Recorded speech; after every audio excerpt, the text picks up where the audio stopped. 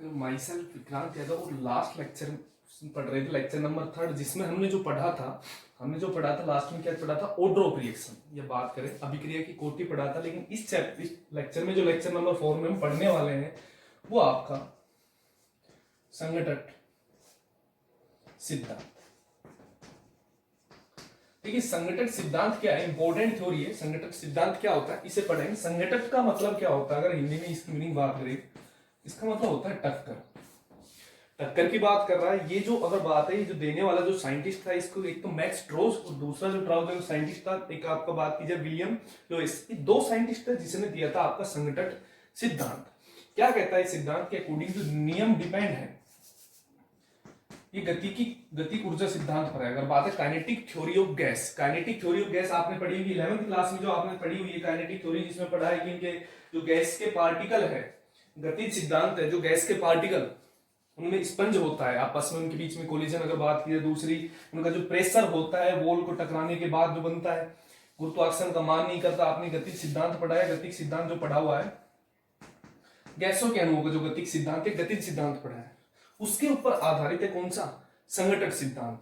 देखिए कहता क्या है उसके अनुसार, और ये गैसीय अणुओं के लिए अप्लाई होता है। इसने क्या कहा कि भाई गैस के इसने अभिकारक जो अणु है उसे गोले के समान माना। बोले कोई भी अभिकारक के अणु है और गैस के, उनको माना है गोले के समान। बोले आपस में जब इनके बीच में अगर उत्पाद बनता है, वो बनता है प्रभावी टक्करों से। प्रभावी टक्कर के फलस्वरूप क्या बनता है भाई, उत्पाद बनता है। उत्पाद, अब इसका मतलब प्रभावी टक्कर क्या होती है, गैसियस अणुओं में प्रभावी टक्कर का क्या मतलब है, उसके लिए दो चीजें, एक बात है इसके लिए दो चीजें रिस्पॉन्सिबल है, जिम्मेदार है। एक तो बात की जाए इसकी काइनेटिक ऊर्जा या गतिज ऊर्जा, या इसको दहली ऊर्जा भी बोलते हैं। दूसरी चीज इसके लिए विन्यास या अभिविन्यास, अभिविन्यास भी बोल सकते हैं। देखिए इसका मतलब क्या है कि अगर कोई भी अगर बात करें, अगर कोई गैस का आपने पात्र लिया, पात्र में जो गैस के अणु होते हैं, हमें पता है फ्री मुक्त अवस्था में घूम रहे होते हैं, आपस में टकरा भी रहे होते हैं। जो कोई भी उत्पाद बनता है, माना कि ए और बी है, यहाँ इनके बीच में टकराकर जो बनने वाला ए बी उत्पाद है, क्योंकि ये हमारे अभिकारक अणु है, ये कौन सा है, उत्पाद अणु। इनसे अभिकारक से उत्पाद जब बनेगा, एक तो उनके लिए सभी जो कण हैं जो टक्कर में भाग ले रहे हैं, उनके पास इतनी ऊर्जा होनी चाहिए कि वो टक्कर में भाग ले सके। उस ऊर्जा को क्या बोलते हैं, दहली ऊर्जा या गतिज ऊर्जा। दूसरी चीज, जो टक्कर हो रही है, उन टक्कर के बीच में अभिविन्यास विस्थापित और होना चाहिए। मतलब टक्कर प्रभावी होने के लिए क्या होना चाहिए कि बात की जाए, हमारा अगर पार्टिकल है, देखना प्रभावी टक्कर कौन सी होगी। एक पार्टिकल ये है भाई, एक तो ये इस दिशा में जा रहा है, एक पार्टिकल, आप एक मोटरसाइकिल ले लिया आपने, मोटरसाइकिल ये है कि ये दोनों सेम दिशा में जा रही है। दूसरा केस अगर बात करें, एक ये वाला एक दिशा में अगर बात की इधर जा रहा है, एक पार्टिकल जो दूसरा मोटरसाइकिल इधर जा रहा है। इन तीनों में से अगर इसे केस फर्स्ट कहूं, इसे सेकंड कहूं, इसे थर्ड कहूं, तीनों में से सबसे ज्यादा प्रभावी टक्कर और सबसे तेज टक्कर किसमें होगी, इस वाले। तो एक इधर जा रहा, आमने सामने वाली जो टक्कर होती है वो सबसे तेज होगी। मतलब जो अभिविन्यास है वो एक व्यवस्थित तरीके से होना चाहिए। अभिविन्यास जिनमें सही होता है उनके बीच में कैसे टक्कर होगी, प्रभावी। अगर किसी अगर बात है अणुओं में, या तो प्रभावी टक्कर ना हो तो भी उत्पाद नहीं बनेगा, या अगर बात की जाए उनके पास अगर कणों के पास जो अभिवी कण है या अणु है, जो अभिकारक अणु है, उनके पास अगर दहली ऊर्जा पर्याप्त नहीं है, सफिशिएंट नहीं है, तो भी उत्पाद नहीं बनता है। ये किसने कहा, संघटक सिद्धांत के अनुसार बात हुई है कि एक तो मॉलिक्यूल के पास क्या होना चाहिए, जो मॉलिक्यूल के जो पार्टिकल अणु है उनके पास पर्याप्त मात्रा में दहली ऊर्जा होनी चाहिए ताकि वो टक्करें कर सके। दूसरा केस कि उनमें जो प्रभावी टक्कर होने के लिए जो उनका विन्यास है व्यवस्थित होना चाहिए ताकि वो आमने सामने आ रहे। बाइक इधर ही जा रही है, ये भी इधर, क्या इनके बीच में प्रभावी टक्कर होगी, कभी नहीं होगी। जिसे कहते हैं ना भीषण तरीके से, जो मेन है कि उनका विन्यास भी डिपेंड करता है। तो प्रभावी टक्कर होने के लिए तो विन्यास होना चाहिए। अगर बात करें अवरोध, भाई इन चीज से इस चीज बनने के लिए अवरोध भी दो प्रकार के उत्पन्न हो जाते हैं। जिनके पास दहली ऊर्जा कम होती है तो भी उत्पाद नहीं बनता है, या उनका विन्यास प्रॉपर नहीं है तो भी उत्पाद नहीं बनता है। तो ये था आपका संघटक सिद्धांत। तो इससे कुछ एक निष्कर्ष भी जो निकले हैं, जिससे हम अभिक्रिया के वेग से जोड़ देते हैं, क्योंकि चैप्टर अभिक्रिया का अगर बात है, काइनेटिक चल रहा है, सारी की सारी अभिक्रिया के वेग पे डिपेंडेबल है। तो अभिक्रिया के वेग से जो निकला है, इसमें लास्ट में निष्कर्ष जो निकल के आते हैं, अभिक्रिया वेग जो होता है वो डायरेक्टली प्रोपोर्शनल होता है संघटक आवृत्ति। अब बताएं, संघटक आवृत्ति को जेड से डिनोट करते हैं। दूसरा, प्रोपोर्शनलिटी को हटाते हैं, वही अभिक्रिया वेग इज इक्वल टू होता है एफ मल्टीपल जो संघटन आवर्ती है। यहां पे अगर बात करें इसमें जो एफ होता है, यहां पे अगर पार्शियल आंशिक या अणुओं का अंश किसके लिए, प्रभावी टक्कर के अणुओं का अंश वो क्या है भी आपका एफ है, और ये जेड क्या है, संघटन आवर्ती। बात आती है कि संघटन आवर्ती क्या है, ये कंक्लूजन निकलता है अभिक्रिया के वेग के रिलेटेड किसके अनुसार, संघटन सिद्धांत। मेन चीज है कि ये क्या होती है और अणुओं का अंश क्या होता है वो भी पढ़ेंगे। देखिए पहली चीज देखते हैं संघटन आवर्ती क्या है। बात की जाए संघटन आवर्ती का मतलब क्या होता है, देखना अगर बात की जाए भाई किसी अगर आपने कंटेनर लिया उसमें पर सेकंड या बात करें प्रति सेकंड और एक नियमित या निश्चित आयतन में कितनी टक्करें हो रही है। अगर बात की जाए दोबारा देखना, एक सेकंड अगर बात प्रति सेकंड में, प्रति सेकंड तथा प्रति वॉल्यूम आयतन में कितनी टक्करें हो रही है, वही उसकी क्या कहलाती, संघटन आवर्ती कहलाती है, जिसको किससे डिनोट करते हैं, जेड से डिनोट करते हैं। क्लियर, ये आपका कौन सा था भाई, संघटन सिद्धांत था। जैसे अगर बात की इसके अगर एक एग्जांपल भी हम लेते हैं, जैसे कि NO2 प्लस में NO2 इज इक्वल टू ये जो बनता है आपका N2O4। बोले कि ये भी गैसियस है ये भी गैसियस है, आपस में कैसे जुड़े होंगे, माना कि नाइट्रोजन एक ये गोला मान लिए, ऑक्सीजन आपका ये है भाई, ये दोनों ऑक्सीजन के गोले, प्लस में ये NO2 का एक अणु इस दिशा में जा रहा है माना कि, प्लस में दूसरा NO2 का जो अणु है किस दिशा में आ रहा है, तो ही एक तो इनके पास सफिशिएंट एनर्जी, साथ में इनका देखो ये इधर आ रहा है, ये आपस में कैसी टक्कर होगी, प्रभावी टक्कर होगी, तो ये क्या बनेगा आपका उत्पाद बनेगा। अदरवाइज अगर ये केस हो जाए तो टक्कर कैसी हो जाएगी, अप्रभावी और उत्पाद नहीं बनेगा। क्लियर है, ये आपका जो पहला चला है संघटन सिद्धांत। अब इसका केस जो पढ़ते हैं वो तापमान से रिलेटेड है, इसका तापमान पर क्या इफेक्ट है। अगर तापमान की बात करें, इसी से अगर कंक्लूजन इसी से जो मिलता है संघटन सिद्धांत पे अगर बात की जाए, ताप पर निर्भरता और अभिक्रिया के वेग की अगर बात की जाए, अभिक्रिया वेग पर ताप की निर्भरता, देखना अभिक्रिया वेग की ताप पर निर्भरता क्या होती है। अगर मैं कोई रिएक्शन ले रहा हूं ए से बी, अगर बात है मैं इस रिएक्शन के दौरान तापमान में वृद्धि कर देता हूं 10 डिग्री सेंटीग्रेड, तो इस अभिक्रिया का वेग 2 से 3 गुना बढ़ जाता है। यही ताप की अगर अभिक्रिया वेग की ताप पर निर्भरता है। अगर मैं इस अभिक्रिया का तापमान 10 डिग्री सेंटीग्रेड बढ़ा देता हूं तो इस अभिक्रिया का जो वेग है वो कितना 2 से 3 गुना बढ़ जाता है। इसके लिए ताप गुणांक का फॉर्मूला और बनता है, देखना ताप गुणांक का फॉर्मूला कैसे बनता है, ताप गुणांक के न्यूमेरिकल भी आ जाते हैं, एक फॉर्मूला बनता है, क्योंकि हमें पता है किसी अभिक्रिया के वेग में टेम्परेचर से कौन सी चीज इफेक्टेड होती है, वो होती है वेग नियतांक, जो कि पढ़ा आपने की जो आपने के वैल्यू पढ़ी थी, वेग नियतांक जो किससे इफेक्टेड होता है, टेम्परेचर से।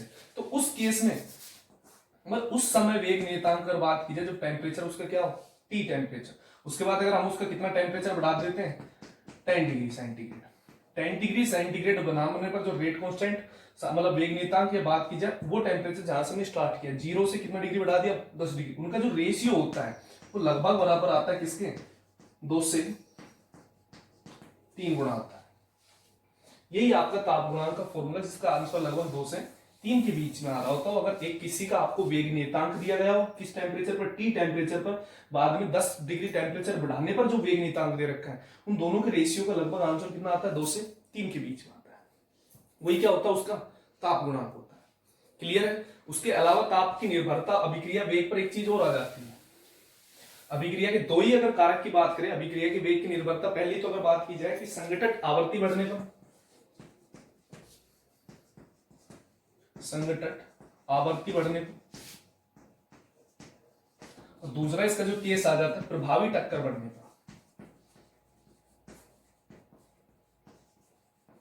तो प्रभावी टक्कर, तापमान का दोनों चीजों पे क्या इफेक्ट है, अभिक्रिया के वेग का, तापमान का अभिक्रिया वेग पर इफेक्ट पड़ रहा है कब कि संघटन आवृत्ति अगर बढ़ा दे तो तापमान से अभिक्रिया कैसे इफेक्टेड होगी, अगर प्रभावी टक्कर से कैसे तापमान बढ़ाने पर अभिक्रिया वेग इफेक्टेड होगा। देखना संघटन आवृत्ति का मतलब क्या होता है कि किसी प्रति 1 सेकंड में अगर बात की जाए किसी फिक्स आयतन में कितनी टक्करें हो रही है और वो कब बढ़ेगी, हमें पता है अगर टेम्परेचर हम बढ़ाते हैं, तापमान बढ़ाते हैं तो अभिक्रिया का वेग क्या हो जाता है, बढ़ता है।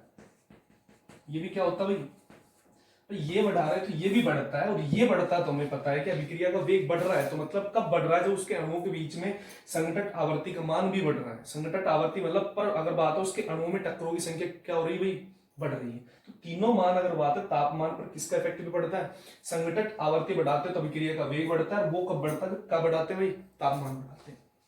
दूसरी है टेम्परेचर बढ़ाए तो टक्करें भी बढ़ेगी डेफिनेटली, टक्करें बढ़ेगी तो उसमें से कुछ प्रभावी टक्करें भी होगी, क्योंकि उत्पाद जो बनता है किसके फलस्वरूप बनता है, प्रभावी टक्करों के। अप्रभावी टक्करों से कभी भी उत्पाद नहीं बनता भाई। हजारों अगर बात की जाए जिसमें इसमें पार्टिकल है भाई, कोई इस दिशा में मूवमेंट कर रहा है, कोई इस दिशा में मूवमेंट कर रहा है, सारी की सारी जो टक्कर होगी कैसी होती है, प्रभावी नहीं होती। कुछ टक्करें कैसी होती है, प्रभावी होती है। तापमान बढ़ाते तो टक्करों की संख्या बढ़ती है, तो किन टक्करों की संख्या भी बढ़ जाती है, प्रभावी बढ़ जाती है, और जिससे किसका इफेक्ट पड़ता है भाई, अभिक्रिया के वेग पर पड़ता है। क्लियर है। इसके बाद जो अगला टॉपिक आपका जो चलने वाला है इसी से रिलेटेड है, देखना मैक्सवेल बोल्ट्जमान, जो टेम्परेचर से इफेक्टिव ग्राफ दिया जो कि इंपॉर्टेंट है। मैक्सवेल बोल्ट्जमान ऊर्जा वितरण आरेख।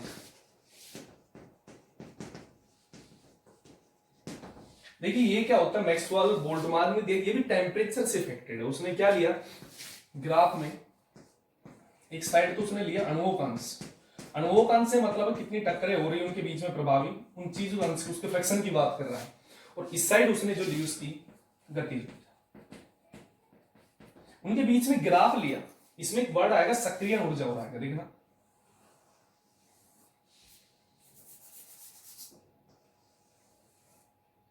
देखना एक ग्राफ दिया। उसने ये कहा कि भाई जो गतिज ऊर्जा और अणुओं के बीच में जो टक्करें हो रही है, वैल्यू तो मतलब टक्करों की मैक्सिमम वैल्यू आती है। यहाँ पे गतिज ऊर्जा का मान, या यहाँ पे अगर बात की जाए सक्रिय ऊर्जा का मान अधिकतम होता है। सक्रिय ऊर्जा क्या होती है, बार बार ये वर्ड आ रहा है, और सक्रिय ऊर्जा एक टॉपिक भी है। इसके अगला टॉपिक हम वही पढ़ने वाले, आर्गेनिक इक्वेशन के बाद वही टॉपिक पढ़ेंगे, अच्छे से पढ़ेंगे क्या होता है। कि बोले कि मैक्सिमम नंबर इतनी टक्करें हो रही, सारी सारी प्रभावित होगी नहीं, उस वक्त काइनेटिक है उसकी गति ऊर्जा का मान ये, लेकिन कितनी प्रभावी टक्करें हो रही है उसके बीच में एरिया दे दिया, क्षेत्रफल दे दिया, क्षेत्र बनाया, जिसको ग्राफ के रूप में उसे कवर कर दिया। तो ये जो एरिया है, ये एरिया ये शो करता है कि प्रभावी टक्करों का अंश,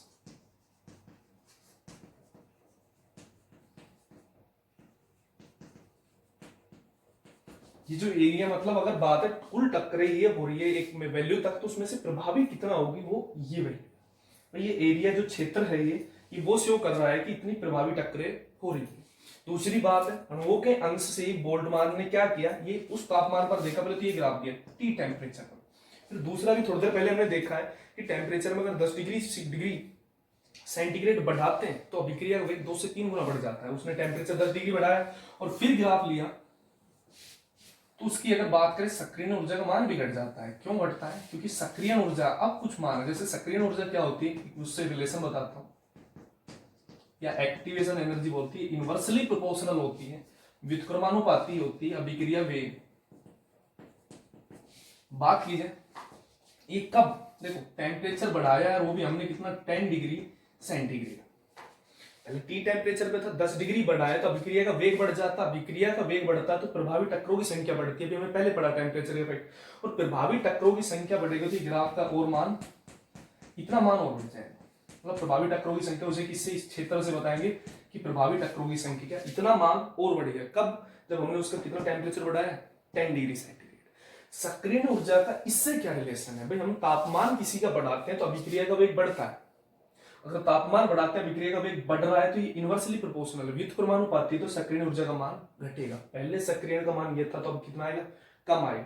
कम आएगा, अगर सक्रिय ऊर्जा क्यों कम आता है, जितनी ऊंचाई पर जाती पीक वो वैल्यू उतनी धीरे जाती है, मतलब अभिक्रिया का वेग उतना ही कम होता है। लेकिन ये पीक जो उतनी डाउन होती है अभिक्रिया का वेग उतना ही ज्यादा होता है। अभिक्रिया का वेग बढ़ेगा तो ये जो बढ़ेगा तो प्रभावी टक्करों की संख्या बढ़ेगी। तापमान अगर आपने टेम्परेचर बढ़ाया है, टेम्परेचर बढ़ाया तो टक्करों की संख्या बढ़ी, और टक्करों में से फिर प्रभावी टक्करों की संख्या, तो ये एरिया किसको भाई डिनोट करता है कि किनकी संख्या भाई प्रभावी टक्करों का अंश है। ये नया ग्राफ आपको सामने आता है, यही आपका जो ग्राफ होता है कौन सा बोला जाता है, बोल्ट्जमान, मैक्सवेल बोल्ट्जमान ऊर्जा वितरण आरेख। क्लियर है भाई। उसके बाद आपकी जो समीकरण चलेगी तो वेरी इंपॉर्टेंट है। एक अगला आपका जो टॉपिक है आर्मीय समीकरण, देखना ये भी इंपॉर्टेंट है। देखिए आर्मीय समीकरण क्या होती है आपकी, आर्मीय समीकरण की अगर बात करें,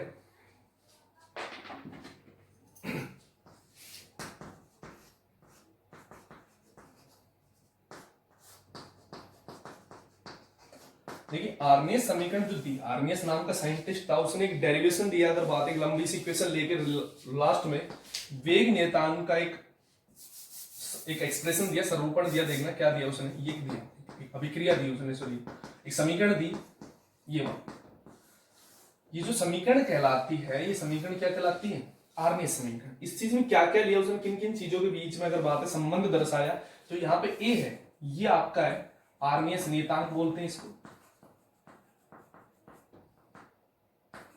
ये प्री एक्सपोनेंशियल फैक्टर जिसे चर घातांकी नियतांक भी बोलते हैं, या इसको आवर्ती नियतांक भी बोलते हैं। इसके 3 नाम चलते हैं आपके उसके ये आपका एक्सपोनेंशियल है, क्या होता है वो भी बताते हैं। उसके बाद जो एक्सपोनेंशियल की पावर है ई, वो आपकी सक्रियण ऊर्जा क्या होती है, वो भी अभी इसी लेक्चर में पढ़ेंगे, सक्रियण ऊर्जा।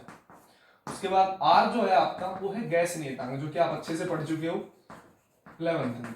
गैस नियतांक की वैल्यू अगर जूल में बात करें 8.314 होती है, अगर बात करें कैलोरी में कितनी होती है, 2 कैलोरी होती है। कैलोरी की वैल्यू बात करें जूल, अगर सॉरी बात करें उसमें एटीएम या बार में, तो 0.0831 या 21 के रेस्पेक्ट में होती है। क्लियर, ये गैस नियतांक की वैल्यू जो फिक्स होती है। टी क्या है हमारा भाई, तापमान, वो ताप है। के यहाँ पे क्या भाई, वेग नियतांक। इनके बीच में एक संबंध की जो समीकरण दर्शाई, उस समीकरण को क्या कहते हैं भाई, आर्नियस समीकरण। इसके भी उसने 2 एक्सप्रेशन दिए, एक तो उसका गणितीय आरेखीय विधि सॉरी, और एक गणितीय विधि। इसी से 2 एक्सप्रेशन और दे दिए उसने, जिससे कि मोस्टली न्यूमेरिकल आते हैं। पहला जो केस दिया उसने आरेखीय विधि, इसी से उसको ओपन किया है। देखिए पहले तो बताएंगे एक्सपोनेंशियल का मतलब क्या है। उसने क्या किया, दोनों साइड नेचुरल लॉग का क्या किया, मल्टीपल। नेचुरल लॉग क्या होता है, ln। देखिए एक्सपोनेंशियल का बात है, जैसे मैं लिख रहा हूं, जैसे कि ln x की वैल्यू है नेचुरल लॉग के साथ x is equal to y। अगर आप नेचुरल लॉग को उस साइड लेके जाते हो, ये हो जाता है एक्सपोनेंशियल की पावर y। एक्सपोनेंशियल की कोई भी जो वैल्यू होती है वो किसमें चली जाती है, पावर में चली जाती है। ये एक्सपोनेंशियल कब लगता है, जब नेचुरल लॉग को साइड, अगर वापिस से इसके साथ अगर नेचुरल लॉग अगर दोनों साइड मल्टीप्लाई करें तो क्या हट जाता है, यहां से नेचुरल लॉग हट जाता है। क्लियर, जैसे अगर इसके साइड दोनों साइड हम नेचुरल लॉग मल्टीप्लाई करेंगे, क्या हो जाएगा भाई, इस साइड भी ln और उधर ln लग जाएगा, तो क्या हो जाएगा, नेचुरल लॉग वापिस से हट जाएगा। मतलब यही चीज जो हमने पहले ली थी, वही चीज क्या होगी, वही चीज इसे। तो इसके केस में अगर मैं बात करूं, देखना आरेख की विधि में कैसे, दोनों साइड अगर नेचुरल लॉग की वैल्यू बात करें, ये तो हमारे पास a है, ये हमारे पास क्या है b। दोनों साइड अगर नेचुरल लॉग का अगर गुणा करने पर ln, ये क्या हो जाएगा, k इज इक्वल टू, ये नेचुरल लॉग इससे भी गुणा होगा भाई, a से भी, साथ में किससे होगा, b से भी गुणा होगा। b किसके साथ, एक्सपोनेंशियल, और जब भी ln के साथ गुणा होगा पावर, वो तो एक्सपोनेंशियल तो हट जाएगा, पावर कहां जाएगी, नीचे आ जाएगी। और पावर क्या है भाई, e अपॉन RT। ये आपका आरेखीय विधि का पहला एक्सप्रेशन है, जिससे ग्राफ पूछता है, इसका आरेख बनाना होता है। और किसके बीच में पूछता है वो देखना, वो पूछता है ln k वर्सेज 1/2। और हमें पता है कि y वर्सेज आपसे किसके बीच में पूछ रहा होता है, रिगार्डिंग कल ही हमने ग्राफ पढ़े थे, कल वाले लास्ट लेक्चर में, y ओब्लिक x, ये वाली वैल्यू y की, किसकी, x की। बस इस इक्वेशन में ढूंढ लेंगे कौन सा तो y और कौन सा x। हमने पहले बताया था y की वैल्यू किसी से भी मल्टीपल नहीं हो रही होगी, क्योंकि x की वैल्यू किसी वैल्यू से मल्टीपल होगी। तो इसी वैल्यू के ऊपर गौर से देखना, मैं ऐसे लिख सकता हूं, t दिख रहा है आपको, देखना ऐसे लिख सकता हूं भाई। ये वैल्यू उसने अगर बात है किसके बीच में ग्राफ पूछा है, ग्राफ एक ही दे रखा है आपके ln k वर्सेज जो आपका पूछ रहा है 1/t के बीच। हमें पता है ये वैल्यू किसकी, y की, किसकी है, x की। कौन सा ग्राफ है भाई, ये वैल्यू हमारी कौन सी होगी, x। और x से कोई ना कोई वैल्यू गुना हो रही होती है, वो क्या होती है, उसका स्लोप होता है, ढाल होता है। साथ में कांस्टेंट वैल्यू भी है भाई, प्लस में है इसके साथ, जिसके पीछे लिखे आगे लिखे प्लस में है, वो क्या आपका इंटरसेप्ट c। और ये क्या हमारा y is equal to minus, जो आपका स्लोप किसमें, माइनस में, mx प्लस c वाला कॉन्सेप्ट आ गया यहाँ पे। तो y किस कोऑर्डिनेट पे लिखा जाता है, हमेशा इस पर। x किस कोऑर्डिनेट पर आएगा भाई, इस पर आएगा। क्लियर, नीचे वाले कोऑर्डिनेट पे कौन सा आएगा, x आएगा। उसके बाद अब देखिए स्लोप किसमें, नेगेटिव में। साथ में एक चीज हो रही है, इंटरसेप्ट हो रहा है। कांस्टेंट वैल्यू है तो स्लोप यहां से शुरू ना होकर किसी वैल्यू से शुरू हो रहा होगा, इस कोऑर्डिनेट पे किसी पॉइंट से। लेकिन स्लोप कैसा है, नेगेटिव, तो ग्राफ कैसा होगा, गिरता हुआ रहेगा।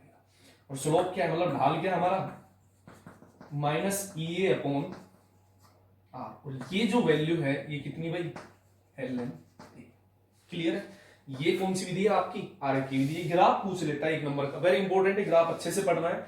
तो ये आपका पहला कौन सी विधि, आर की विधि। दूसरा इसी के रेस्पेक्ट में दूसरी आपकी गणितीय विधि, देखना।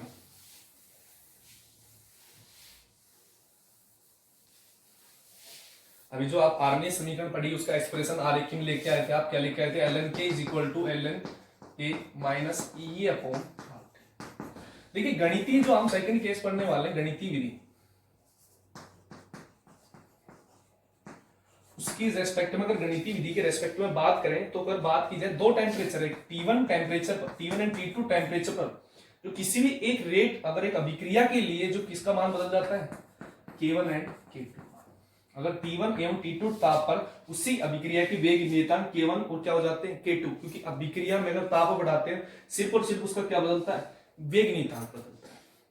अगर T1 ताप पर वेग नियतांक K1 है तो T2 ताप पर उसका वेग नियतांक क्या हो जाएगा, K2। इसी के लिए इसको आरएनएस इक्वेशन में पुट करते हैं भाई, ln k, अगर बात की जाए ln a minus E upon R T, ये आपकी आरएनएस समीकरण है। अगर तापमान को क्या कर रहे हैं T1, तो उस वक्त उसका वेग नियतांक क्या हो जाएगा, K1 हो जाएगा। तापमान में अगर बदलते हैं सेम यही इक्वेशन लिखते हैं वही। तो बात की जाए ln a minus E upon R T. अब पहले तापमान में अगर कुछ बदलाव किया है हमने, तापमान T1 से क्या कर दिया T2, तो उसका वेग नियतांक भी क्या हो जाएगा, K2 हो जाएगा। भाई इस समीकरण को हम क्या बोल देते हैं, 1, इस समीकरण को क्या बोल देते हैं, 2। अब बात की जाए दो समीकरण, दो में से समीकरण एक घटाने पर, देखना क्या मिलता है। समीकरण दो में से एक घटाएंगे, पहले तो ये बराबर की साइड वाला पार्ट घटा लेते हैं, क्या हो जाएगा ln k2 minus ln k1, घटा दिया ln k2 में से क्या घटा दिया ln, अब बराबर के उस साइड वाला घटा देते हैं, इस वाले k2 की वैल्यू क्या है, ln a minus E upon R T2, इसमें से क्या घटाना है, ऊपर वाली value ln a minus E upon R T, यही वैल्यू भाई इसमें से घटा दिया, भाई इस वैल्यू में से ये वैल्यू घटा दी। अब देखो बीच में माइनस है, ब्रैकेट को खोल लेंगे वो साइन कौन सा हो जाएगा, पॉजिटिव हो जाएगा। क्लियर है चीज, भाई हमने ब्रैकेट खोल दिया है, ब्रैकेट खोलते बाहर माइनस था, अंदर क्या हो गया, पॉजिटिव हो गया। अब एक चीज वैल्यू देखिए,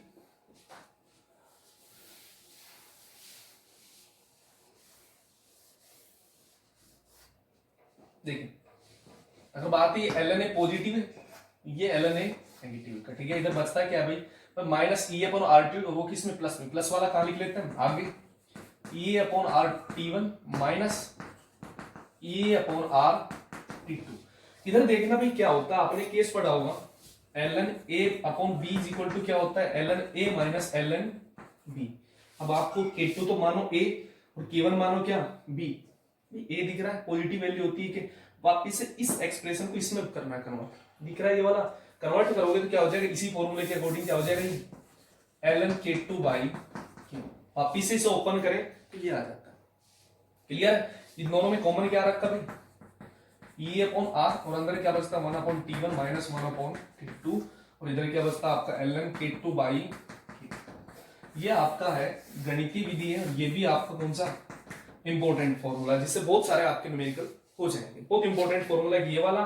दूसरा ये उसके लिए जब दो अलग अलग ताप आपको दिए हुए हो, उसके लिए आपको सक्रिय ऊर्जा पूछ रहा हो या वो आपके वेग नियतांक के रेस्पेक्ट में रेशियो पूछ रहा हो, ठीक है।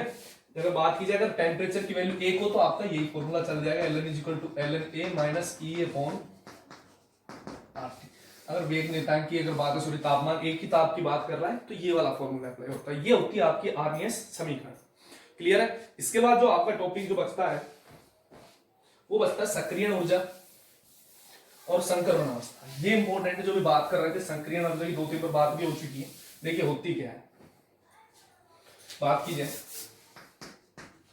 देखिए सक्रियण ऊर्जा क्या होती है। सबसे पहले इसी की बात करते हैं। कोई भी रिएक्शन हो रही है तो प्रभावी टक्कर होने के लिए हम गैसेस पार्टिकल बात करें, जो मिनिमम ऊर्जा की आवश्यकता होती है किसी भी अभिक्रिया के लिए, जो मिनिमम कम से कम ऊर्जा की जो आवश्यकता होती है उसको क्या कहते हैं, सक्रियण ऊर्जा कहते हैं। पर कोई भी अभिकारक उत्पाद बदलने के लिए जो कम से कम ऊर्जा की आवश्यकता होती है, जो निश्चित मिनिमम का, उसको क्या बोलते हैं, सक्रियण ऊर्जा कहते हैं। क्लियर है चीज। और सक्रियण ऊर्जा इनवर्सली प्रोपोर्शनल होती है अभिक्रिया का वेग। वो बताएंगे अभी क्यों। इसका फैक्टर अभी पढ़ेंगे। संक्रमण अवस्था वाले केस में दो ग्राफ पढ़ेंगे, उष्मा छेपी के लिए, उष्मा शोषी के लिए। वहां पता चल जाएगा कि जो सक्रियण ऊर्जा व्युत्क्रमानुपाती होती है अभिक्रिया के वेग की, अभिक्रिया वेग बढ़ता है तो सक्रियण ऊर्जा घटती है। क्लियर है चीज। इसके बाद पढ़ने वाले संक्रमण अवस्था, ये भी फैक्टर बताएंगे क्यों होता है। पहले उसके लिए पढ़ना पड़ेगा हमें संक्रमण अवस्था, लास्ट टॉपिक इस चैप्टर का संक्रमण अवस्था। ये अवस्था क्या होती है देखना, वेरी इंपॉर्टेंट है। ये क्या है, अभिकारक और उत्पाद के बीच में बनने वाली अस्थायी अवस्था है। क्या कहलाती है देखना, कैसे होती है। जैसे आपने कोई लिया ए बी मॉलिक्यूल लिया, उसको साथ ले रहे हैं दूसरा मॉलिक्यूल सी डी। आपने कोई ए बी लिया जिनके बीच में बंध बना हुआ है, एक सी डी मॉलिक्यूल लिया, अणु लिया, उसके बीच में भी बंध बना हुआ है। जब ये आपस में जुड़ रहे होंगे, जब एक ये हमारे लिए कौन सा हो गया, कौन सा भाग हो गया भाई, अभिकारक। अभिकारक से जब उत्पाद बनता है तो कुछ पुराने बंध तो टूटते हैं और कुछ नए बंध बनते हैं। तो ये वाला बॉन्ड तो टूट रहे होंगे और इनके बीच में कुछ नए बॉन्ड बन रहे होंगे। वो जो अवस्था होती है कौन सी बोली जाती है, संक्रमण अवस्था। जैसे कि उसका ऐसे भी ये वाला बॉन्ड टूट रहा होगा और इनके बीच में बंध नए बन रहे होंगे, ऐसे लिख सकते हैं भाई इनके बीच में बॉन्ड टूटने वाला है और इनके बीच में बॉन्ड नया और बनने वाला है। ये बॉन्ड नया बनने वाला है और ये बॉन्ड टूटने वाला है। ये जो अवस्था होती है इसको क्या कहते हैं, संक्रमण अवस्था। और फाइनली जो अगर बात की जाए भाई, ये जो बॉन्ड पुराना था तो टूट गया, बने किन के बीच में गया, एसी के बीच में, और नई चीज क्या बन गई, और दूसरा किसके साथ, बीडी के बीच। ये नया प्रोडक्ट बनेगा, हमारा क्या हो जाता भाई, उत्पाद। क्लियर है चीज। तो ये जो अवस्था होती है अस्थायी होती है, क्योंकि अभिकारक अगर बात है चीज एक स्थायी होता है जो परमानेंट इसमें बदलता है, उत्पाद में जो बीच की अवस्था वो कैसी होती है, अस्थायी होती है। जैसे कौन सी अवस्था कहते हैं, संक्रमण अवस्था। कहां पे शो होती है, सक्रिय ऊर्जा और संक्रमण अवस्था ग्राफ में सेट करते हैं। वो ग्राफ इंपॉर्टेंट है देखना। उसके लिए हमें पढ़ना पड़ेगा कि अभिक्रिया के जो प्रकार हैं, जो अभिक्रिया दो प्रकार की होती है। ताप की उपस्थिति की अगर बात करें, तापमान से रिलेटेड अभिक्रिया दो प्रकार की होती है। तो उष्मा शोषी बात करें, उष्मा छेपी। दूसरा जो टाइप होता है उष्मा शोषी। देखना होती क्या है, वर्ड आपने पहले भी 11th में सुना होगा। उष्मा छेपी में क्या होता है, अगर कोई ए से अभिक्रिया बी में जा रही है, उत्पाद में जा रही है, बी में बात करें तो इसमें उष्मा छेपी, इसमें मतलब इसमें तो उष्मा का जो होता है उत्सर्जन होता है,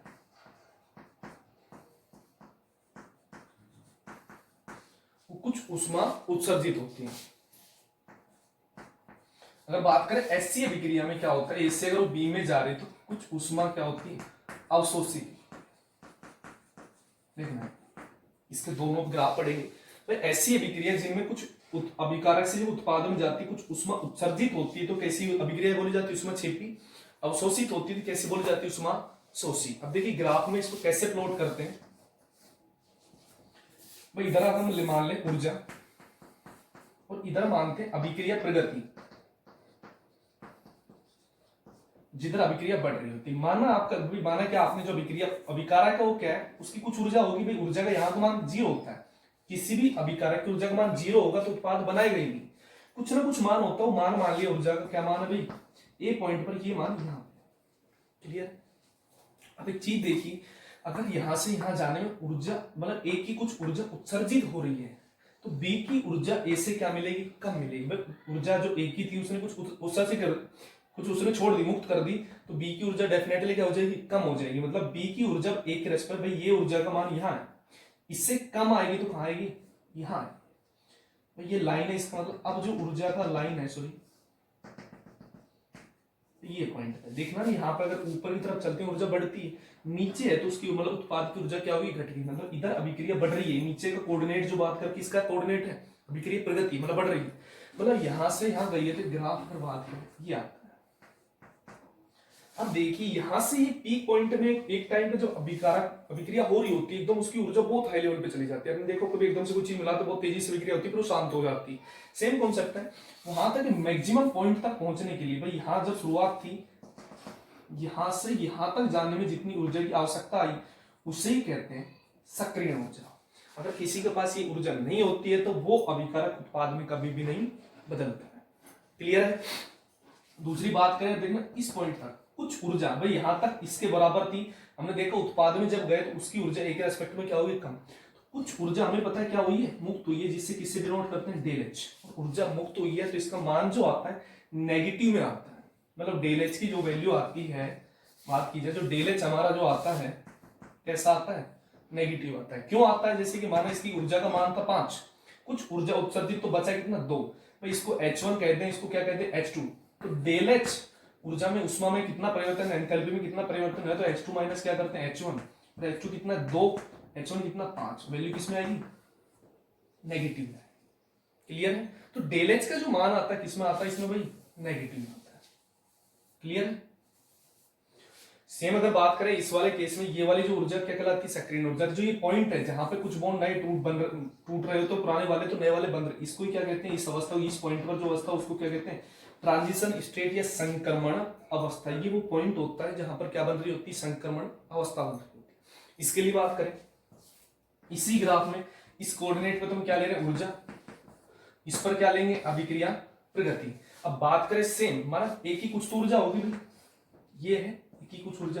अब देखिए यहां से यहां गया है तो ऊर्जा उसने अवशोषित की है, तो मतलब ए से उसकी ऊर्जा क्या हो जाएगी, कुछ ज्यादा। पहले माना ये थी, अब देखना आपको दिख रहा होगा ए की ऊर्जा कुछ बढ़ेगी, सॉरी बी की ऊर्जा कुछ बढ़ेगी, मतलब यहां से यहां जाने ये। अब बात की जाए इस पॉइंट से पहले तो वो यहां तक गए तो ऊर्जा के मान में बढ़ा। अब जितनी ऊर्जा यहां तक जाने में जो लगी है वो ऊर्जा क्या होती है, आपकी सक्रिय ऊर्जा। क्लियर। तब जाके बी की ऊर्जा बढ़ेगी। कुछ ऊर्जा अवशोषित की है, वो डेल एच की वैल्यू एंथैल्पी में मान लेंगे। माना इसकी पहले एनर्जी थी 5, कुछ अवशोषित की थी और कितनी होगी 10। H2 में से H1 घटाएंगे, वैल्यू पॉजिटिव आएगी। 10 में से 5 घटाते वैल्यू पॉजिटिव होगी, तो डेल एच का मान किसमें आता है भाई, पॉजिटिव। यहाँ पे डेल एच का मान किसमें था, नेगेटिव में था। एक लाइन क्लियर। दूसरी बात करें सक्रिय ऊर्जा, एक चीज है इसी में एक और फॉरवर्ड आता है भाई। सक्रिय ऊर्जा अगर बात करें फॉरवर्ड जाने के लिए ये आवश्यकता, लेकिन अगर बी से वापस अगर मैं कहूं कि ये रिएक्शन कैसी है, रिवर्सिबल, बी से वापस में ए में आने के लिए यहां से देखना, इस लाइन से इतनी सक्रिय ऊर्जा की आवश्यकता होगी। इसे अगर मैं ई फॉरवर्ड कह देता हूं, मतलब अगर बात है जब ये फॉरवर्ड सामने की दिशा में जा रही है, लेकिन अगर बैकवर्ड आने के लिए कितनी आवश्यकता होगी, ये वाले। सेम इसमें बात करूं, ये अगर बात करें फॉरवर्ड में तो ये थी, लेकिन बैकवर्ड में इस पॉइंट से यहां जाने के लिए कितनी एनर्जी की आवश्यकता है, इसे ई बैकवर्ड कहेंगे। अब देखना यहाँ पे जो फॉरवर्ड तो छोटा है, बैकवर्ड कौन सा है, ज्यादा। मतलब इसमें जो ईबी है, ई बैकवर्ड है, सक्रिय ऊर्जा का बैकवर्ड आने का मान ज्यादा होता है किससे, फॉरवर्ड से। और इस वाले में क्या होता है, इससे क्या हो जाता है, रिवर्स, उल्टा। उसमें फॉरवर्ड का मान ज्यादा होगा, फॉरवर्ड का मान ज्यादा होगा क्योंकि दिख रहा ना आपको, फॉरवर्ड की वैल्यू बड़ी है ईबी की, बैकवर्ड की वैल्यू क्या है, छोटी। इसमें ईएफ जो ग्रेटर देन क्या होता है आपका ई, और इसमें क्या है, रिवर्स है, ईबी का मान बड़ा है, उसमें किसका मान बड़ा होता है, ईएफ का मान बड़ा होता है। ये आपका चैप्टर था पूरा आपका केमिकल काइनेटिक। अब इसमें जो मेन चीजें बची है वो बचा है मेनली न्यूमेरिकल, जो कि अगले लेक्चर में सिर्फ हम पढ़ने वाले न्यूमेरिकल। ये चीज थोड़ी सी कॉम्प्लिकेटेड है, एक बार वीडियो लेक्चर को रिवर्स करके इसको दोबारा देख लेना। क्लियर।